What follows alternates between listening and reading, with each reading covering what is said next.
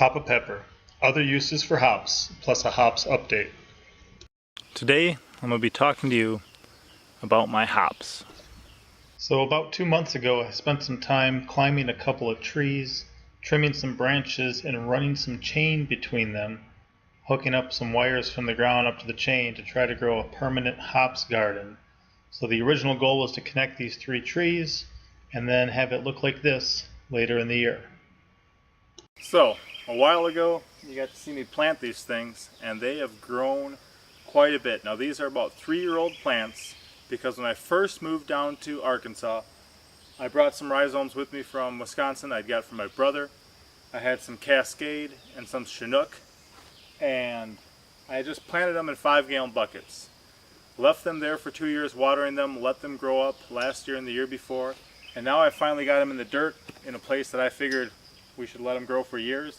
I originally was going to run this between 3 different trees, from tree 1 to 2 and then from 2 to 3, but because I want a driving lane in a circle heading into my garden for when I show up with trailers of mulch, compost, rock, whatever it may be, I left the second one open.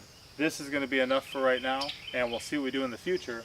But as you can see, this stuff is already growing up taller than me. It's already starting to put the cones on, and we're excited about this next growing season. This should be somewhere that it can be for years. So from the place that I actually put them in the ground up to the chain I have them running on, I've got some angle iron and some rods driven down into the dirt, and I've got wire ran between them. I could have used some sort of string or some sort of rope, but I didn't want something that would deteriorate quite that quick, and I think that this wire out in the open, it'll take quite a while for it to rust and deteriorate. Plus, this is actually an electrical wire that you'd use to run an electric fence for animals, so we shouldn't have an issue with it exactly deteriorating and turning into garbage right away. Now from where the chain is to where the ground is, I've got about a 10-foot area where it's planted about 10 feet to the south. So that not only lets them run up as tall as they could to the chain, but it gives them all of that extra distance as they grow this way. And by growing from farther south to farther north, they're not going to be blocking any of their own light like if they were going straight up or heading towards the north. So that's going to work out really well for us. If you notice here, you've got the hops vine running up the wire, and then you've got all these crazy little guys, which are actually the flowers for the hops plant. So these are some photos from last year while it was still growing, and these are the hops cones up close here. Wonderful harvest. This is one of the biggest ones we had, but they're very aromatic, very relaxing, just really cool, interesting flower. And the flowers are what people use, it's what they harvest. That's what's actually called the hops. They'll get anywhere from about an inch by almost an inch, to much longer sometimes. And that's what people are going to harvest. Now primarily they're used as a bittering agent in making beer. That's where most people are familiar with them. If you normally find hops growing in a home garden, frequently that's going to be the case. The reason that they have it is they're probably brewing their own beer. However, there are some medicinal and herbal purposes for hops, and that's some of the stuff that we're going to like. People do use them to help with things like anxiety and insomnia and tension and stuff like that. So we're excited about making maybe some tinctures, maybe making some sleep pillows. I love the smell of the flower. It's incredible. It's very aromatic, and it's a very pleasant plant to interact with in that way. What you see here is one of the hops bines. They call them bines and not vines because vines grow with tendrils, where they'll shoot off the little tendril that wraps around stuff. You may have seen them on gourds or some sorts of squash. You'll see them on a variety of other common garden plants. Peas have tendrils, but these are bines, and they actually don't have tendrils. They have these stiff little hairs that help them grip. And they just kind of wrap around things, and those hairs kind of hold them in place. One interesting thing too I learned a while ago from Haphazard Homestead is that the sprouts of the hops plant are actually edible too. So that's something that you can use as a food source for yourself, or potentially find an outlet at maybe a more expensive restaurant, something like that, where it's going to be more of a culinary specialty. So So that's very interesting too. Now, ultimately growing your own hops, is that going to increase your sales at the local farmer's market or something like that? Well, it potentially could. But you're going to have to get creative to kind of find some different ways to make some money off this if you're growing it as a cash crop. And one of the nice things is that with the internet, at least you can dry your harvest at the end of the year and then package them and sell them as long as you know what kind of hops you're growing. So this hops, as you can see running down, this is one of the perennial ones I wanted to get in right away.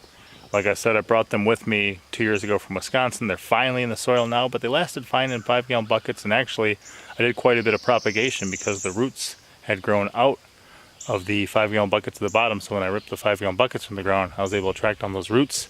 And you can just plant a section of root this end up, and it'll regrow. So a great way to propagate. Like I said, if you're looking for ways to make money from home, that's potentially one too, is just selling the dormant hops rhizomes. As long as you're supplying people with what they need, they should have no issue. And if the plant fails, that's technically on them. And the hops rhizomes are very easy to sell, or you can sprout them in pots. When I was at Baker's Creek recently, I saw people selling them just as little potted plants.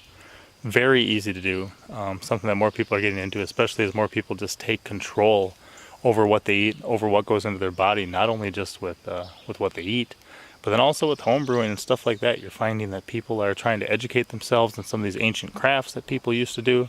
They're trying to take more things into their own hands, and they're just having fun, having hobbies that put out something they can use. Gardening is obviously a hobby that puts out something I can use to feed my family. I can enjoy the time interacting with the plants and animals. And, you know, like I said, this being a perennial, it's going to be here for years to come.